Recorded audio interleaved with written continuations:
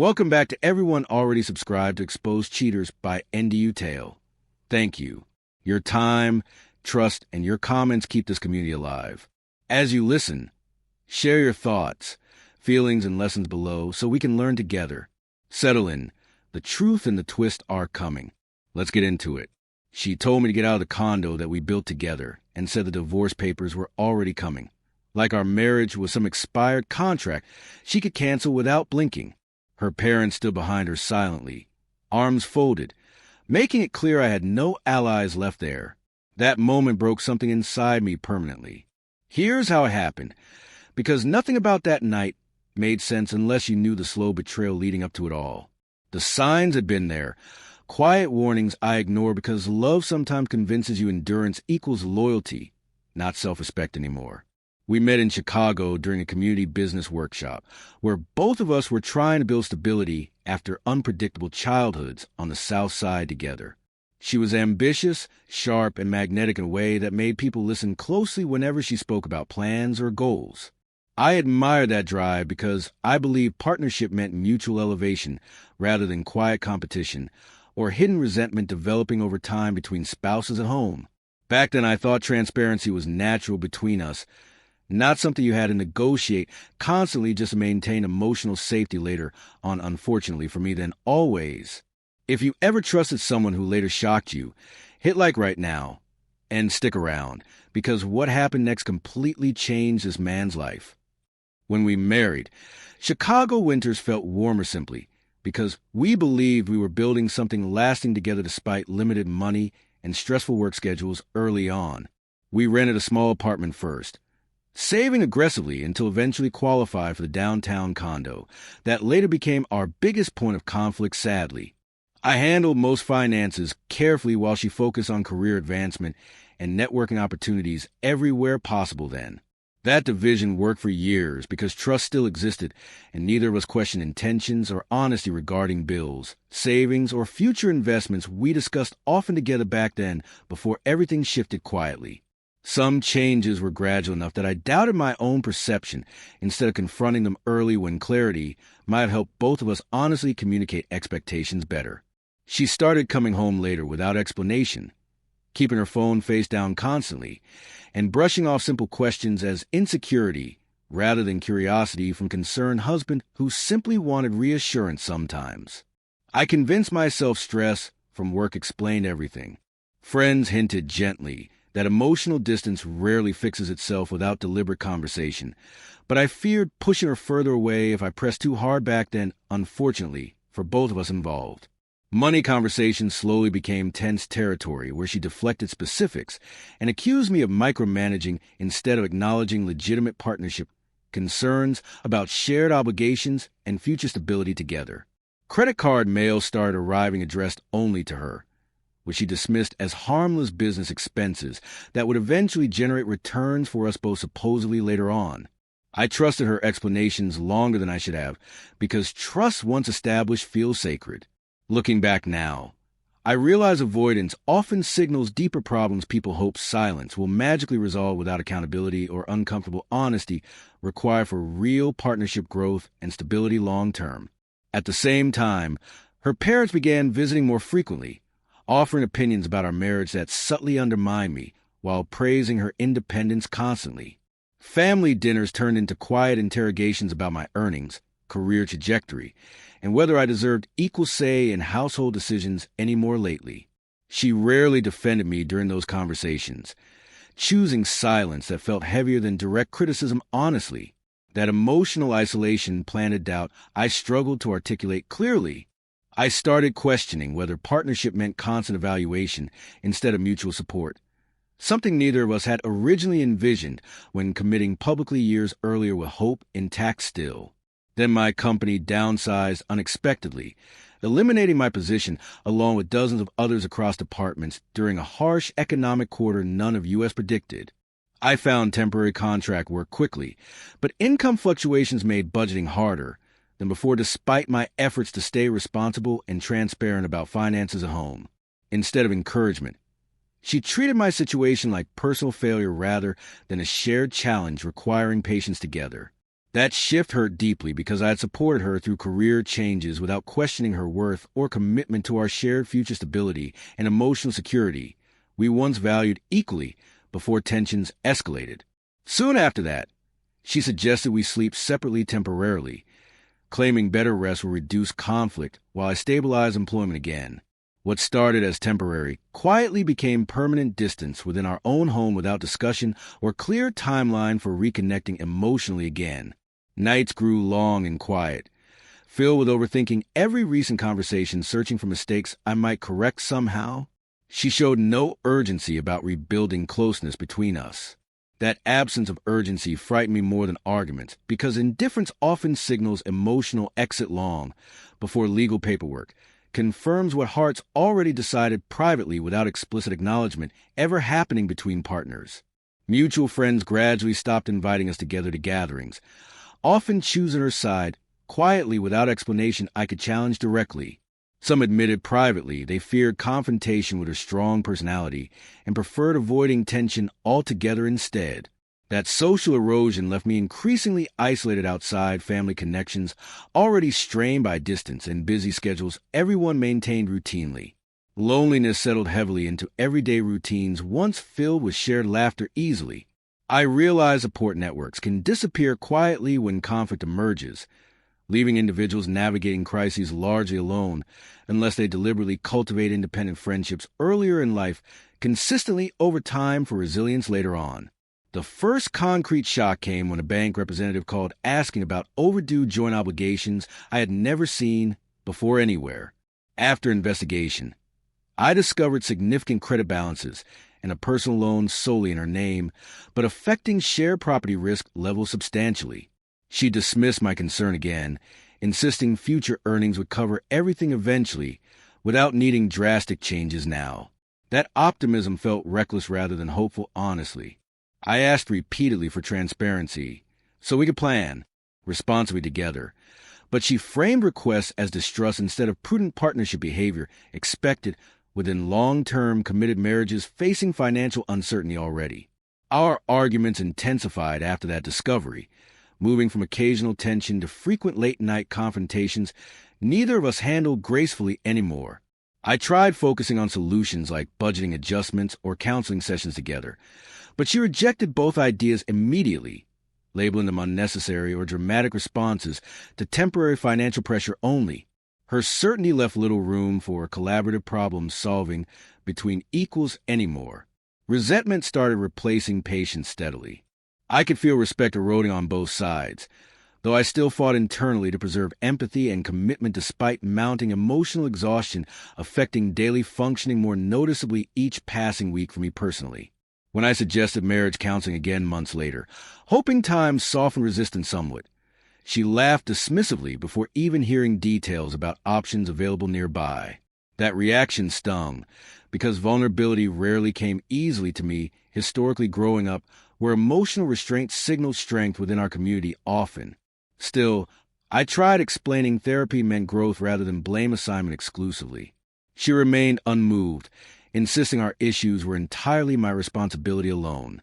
That narrative simplified complexity unfairly yet powerfully, because repetition gradually shapes perception, even when evidence suggests shared accountability, within any long-term intimate partnership facing external stress and internal communication breakdowns. Eventually, she proposed what she called a practical separation to reassess priorities without constant friction affecting productivity, for both of us professionally and personally right now. The suggestion sounded clinical rather than emotional, like business restructuring instead of marital distress, requiring empathy and patience first. I hesitated but agreed temporarily, hoping distance might restore perspective and appreciation mutually. Instead, communication decreased further until weeks passed without meaningful conversation whatsoever. That silence gradually normalized emotional detachment, making eventual confrontation feel inevitable yet still shocking. When it finally arrived with unexpected coldness and finality I never truly anticipated despite warning signs everywhere. The night everything collapsed began quietly with her asking me to come over to discuss logistics, calmly, without drama supposedly. When I arrived, boxes already lined the hallway containing my clothes, books, and personal electronics neatly separated from shared items throughout the condo space. That visual confirmation of exclusion hit harder than any argument ever had before emotionally. She spoke evenly about next steps while avoiding eye contact entirely. Her parents observed quietly again, reinforcing an authority dynamic that made resistance feel futile despite legal ambiguity surrounding property ownership and marital rights we both technically still possessed equally under state law. That was when she said clearly that divorce papers were already being prepared and my cooperation would ensure smoother proceedings for everyone involved soon. The phrasing sounded transactional, not emotional, reinforcing the impression that decisions were finalized long before that conversation even started officially. I asked whether reconciliation remained possible at all anymore. She answered no immediately without hesitation or visible regret whatsoever. That certainty hurt deeper than anger. It signaled emotional closure on her side completely while I was still processing unfolding reality and searching for explanations that might preserve dignity amid abrupt rejection happening in front of witnesses present. She then instructed me to vacate within 48 hours because her parents planned extended stay and tension would complicate arrangements otherwise. That ultimatum effectively forced me out since legal consultation required time I didn't have emotionally or financially immediately. I packed essentials silently while they watched from the living room area nearby. No apology came from anyone present that night whatsoever. I left carrying 2 suitcases in quiet devastation. The elevator ride down felt surreal because 12 years reduced to luggage suddenly challenged everything I believed about permanence, loyalty, and mutual protection within committed marriage partnerships previously trusted deeply. Pause for a second. Imagine being forced out of your own home like this. If you want to see how he rebuilt from absolute rock bottom, subscribe now. The comeback gets real.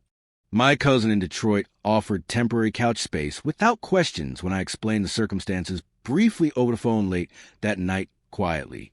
Pride made accepting difficult initially, but practicality prevailed because alternatives were limited on short notice financially and emotionally. His small apartment became a refuge where I could process events without constant scrutiny or judgment from extended family networks elsewhere nearby. That anonymity helped stabilize my thoughts gradually again. Simple routines like morning coffee conversations restored a small sense of normalcy that chaos had disrupted severely during those final weeks in Chicago before relocation became unavoidable under circumstances largely beyond my immediate. I started working 2 jobs almost immediately in Detroit to rebuild savings drained by sudden relocation expenses, and ongoing legal consultations about divorce logistics underway simultaneously. Days blurred together between warehouse shifts and evening bookkeeping contracts I secured through old professional contacts, thankfully still supportive personally. Exhaustion became a constant companion, yet purpose returned gradually as financial stability inched closer again slowly. Progress felt incremental but real enough. That tangible movement forward countered helplessness narrative developing earlier and reminded me resilience often grows quietly through consistent effort rather than dramatic breakthroughs celebrated publicly anywhere by outsiders watching from distance only usually. Therapy entered my routine around that time after my cousin gently suggested professional support might ease lingering anger and confusion somewhat constructively.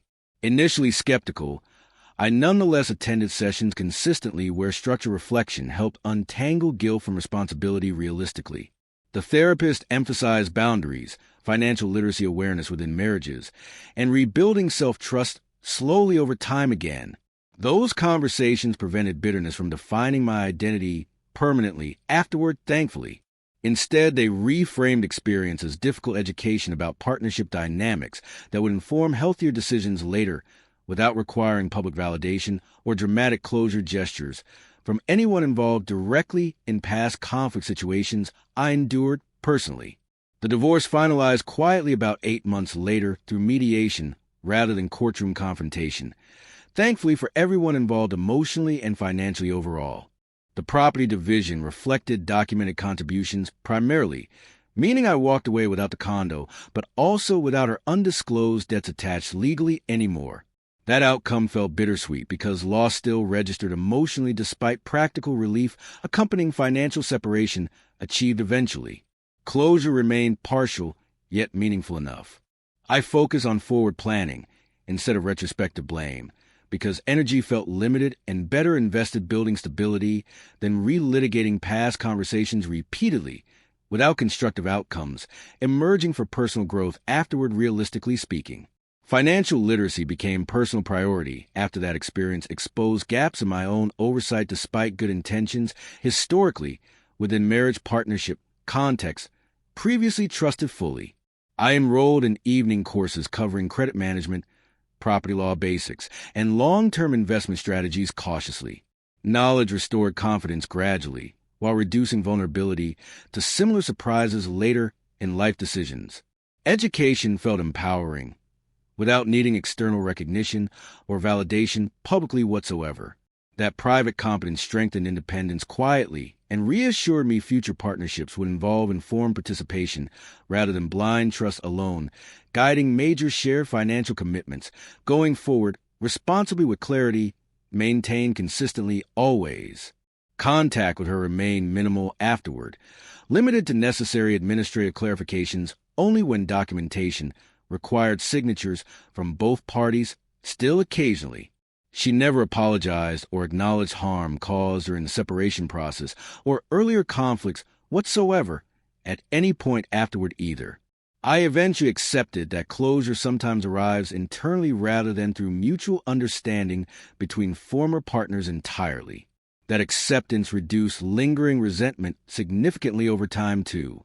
Emotional distance became protective boundary rather than unresolved tension once I reframed interaction expectations realistically according to past behavior patterns she consistently demonstrated throughout our final year together, before divorce proceedings concluded officially anyway. About a year later, steady income allowed relocation to Atlanta, where cost of living balanced opportunity favorably for my evolving bookkeeping business ambitions long term. The city offered anonymity yet community simultaneously, which suited my desire for quiet rebuilding without constant reminders of past marital breakdown experiences earlier elsewhere entirely. I rented a modest apartment first while researching property options cautiously before committing financially again later on. That deliberate pacing contrasted sharply with earlier urgency surrounding condo purchase years before and reflected lessons about patience I learned through the painful adjustment period following divorce upheaval previously endured privately without public acknowledgement necessary. Eventually, I purchased a small townhouse outside central Atlanta, paid largely upfront thanks to disciplined saving and cautious investment returns accumulated steadily since divorce finalized earlier. Ownership brought quiet satisfaction rather than triumphant celebration because stability now mattered more than status signaling externally anymore. I furnished simply, prioritizing comfort and functionality over impression management for visitors rarely invited anyway. Peace became a defining household feature consistently thereafter. That environment supported the ongoing healing process by removing constant financial anxiety and allowing focus on health routines, friendships, and professional development without distraction from unresolved domestic tensions previously dominating daily mental bandwidth for years. My bookkeeping practice expanded gradually through referrals rather than aggressive advertising because reputation traveled quietly among small business owners seeking reliability over flashiness usually. I kept a client list intentionally manageable to maintain quality relationships and predictable workload boundaries personally sustainable long-term.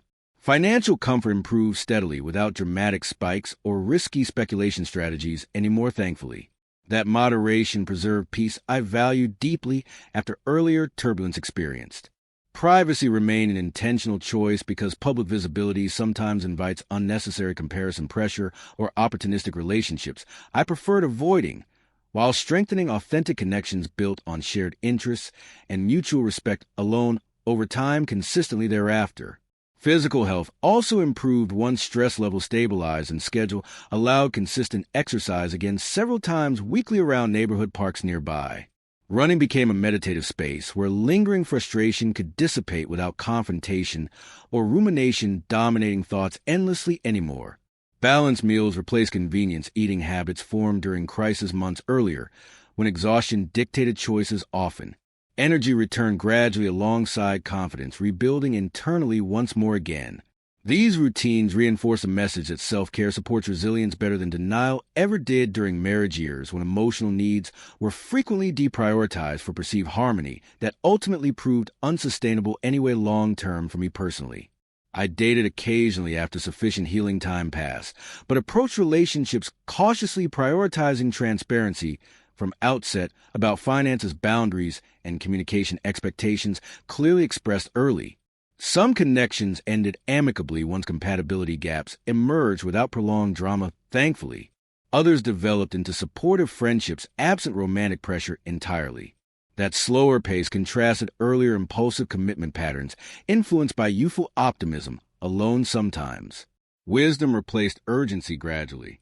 Privacy remained a consistent principle because lessons from public marital conflict taught me discretion protects emotional recovery better than constant external commentary ever could realistically for long-term well-being and relational health, overall moving forward thoughtfully always. News about her financial difficulties reached me indirectly through mutual acquaintance visiting Atlanta for a business conference unexpectedly one weekend afternoon casually. Apparently undisclosed debts escalated after the condo market down and reduced equity significantly beyond initial projections she relied upon previously. Foreclosure notices reportedly followed soon afterward, creating substantial stress within her family circle as well, unfortunately. I listened quietly without offering commentary beyond polite acknowledgement only. That information stirred complex emotions, including relief, sadness, and closure simultaneously. Yet I avoided follow-up details because distance preserved progress I worked hard achieving since divorce finalization earlier that year privately on my own. Reports suggested she still blamed me primarily for financial collapse despite documented evidence indicating independent spending decisions drove a majority of accumulated debt. Earlier, that lack of accountability no longer angered me like before because therapy had reframed responsibility boundaries clearly over time. Acceptance replaced expectation of apology, eventually from her entirely. Emotional energy stayed focused on present stability, instead of past disputes revisited endlessly anymore. That shift marked significant personal growth, because resentment once consumed mental space now available for creativity, relationships, health goals, and professional development without constant emotional drag associated with unresolved marital conflict experiences previously endured alone. I never announced my improved circumstances publicly or contacted her about them because validation from that source no longer mattered for self-worth honestly anymore. Quiet satisfaction replaced earlier desire to prove resilience externally somehow. Close friends knew details simply through natural conversation rather than deliberate disclosure strategy ever employed intentionally. Life felt balanced in understated ways I had once overlooked previously during busier marriage years. Contentment arrived subtly through routine stability rather than dramatic milestone society often celebrates loudly, yet which rarely sustain long-term emotional well-being, according to my evolving personal experience and observation over recent years privately. My extended family relationships improved gradually once geographic distance reduced immediate conflict exposure, and emotional defensiveness softened over time naturally.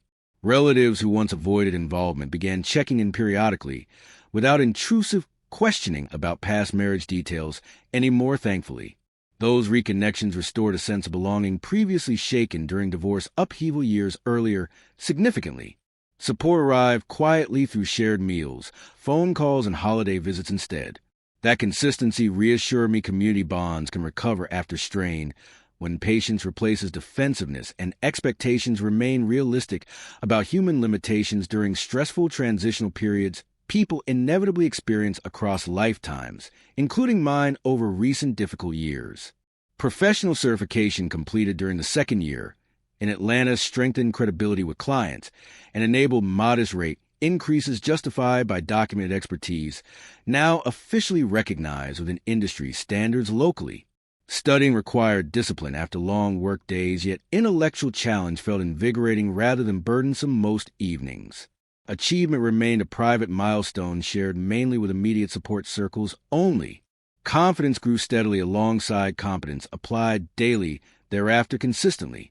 That alignment between skill and income reduced anxiety about sustainability, significantly compared with earlier unstable months following forced relocation from Chicago years before when uncertainty dominated planning horizons continuously for extended periods affecting well-being deeply.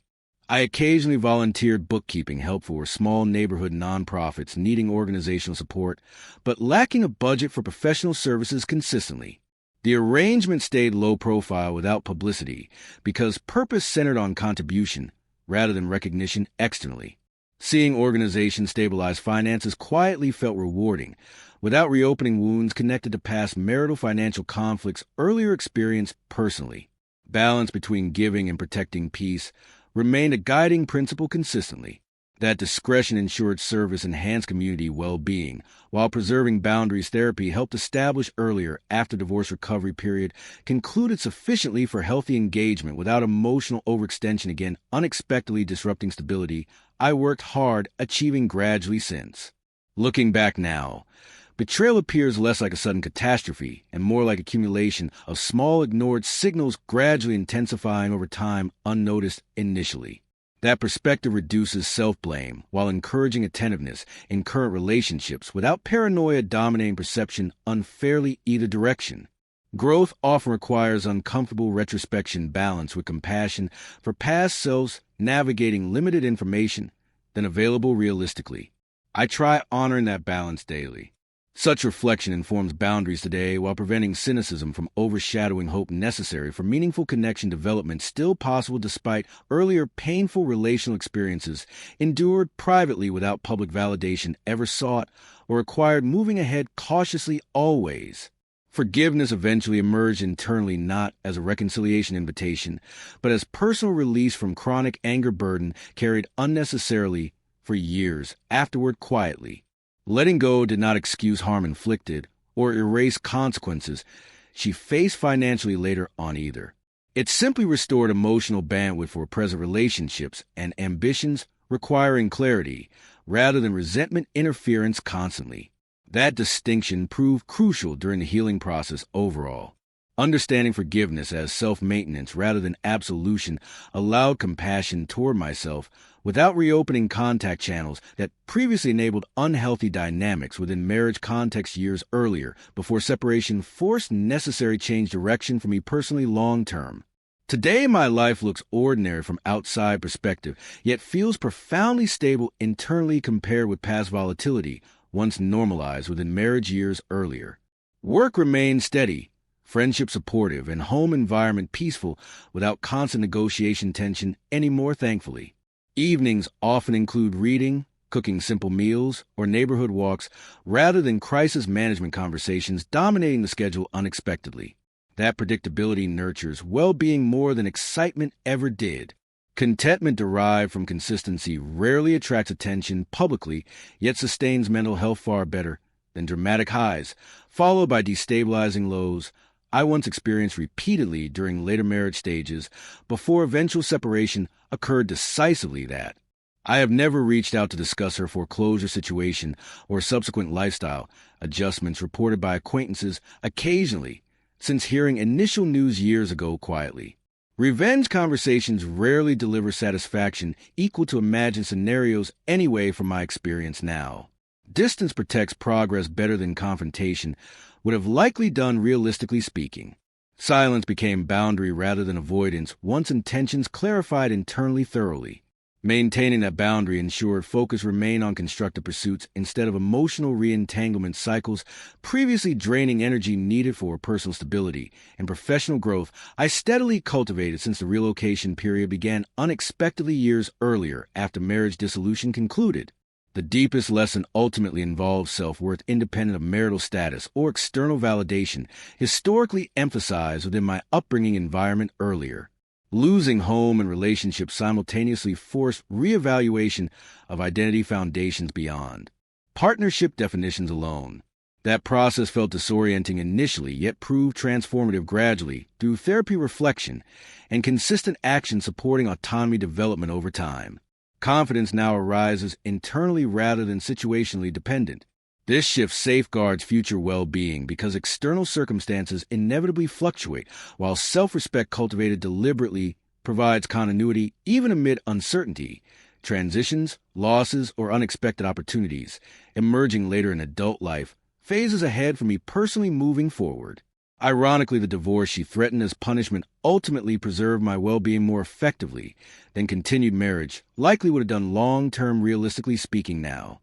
Forced relocation catalyzed growth I might have postponed indefinitely out of loyalty or fear previously. Pain served as an uncomfortable teacher, whose lessons still inform daily decisions quietly today, without dramatic acknowledgement required publicly anywhere. Perspective arrived slowly but decisively. Gratitude eventually replaced regret once I recognized resilience built during adversity strengthened character independence, and discernment guiding healthier choices now embedded within routine thinking patterns. I rely on consistently moving ahead calmly, without lingering bitterness anymore. So yes, she threatened divorce and forced me out, thinking collapse would follow inevitably afterward. Instead, I rebuilt privately through disciplined therapy education and patient financial recovery efforts sustained over several years quietly. She never showed remorse, yet consequences reached her through debt realities, eventually without my involvement whatsoever. Meanwhile, I lived peacefully in an Atlanta townhouse, paid off, fully enjoying ordinary stability, once unimaginable before separation happened. That quiet success remains enough for me because dignity restored internally outweighs any external vindication narratives people sometimes expect after betrayal experiences like mine endured years earlier within marriage I once trusted completely. Stories like this remind us quiet comebacks hit the hardest. If you love real redemption stories with powerful twists, comment your thoughts and subscribe for the next one.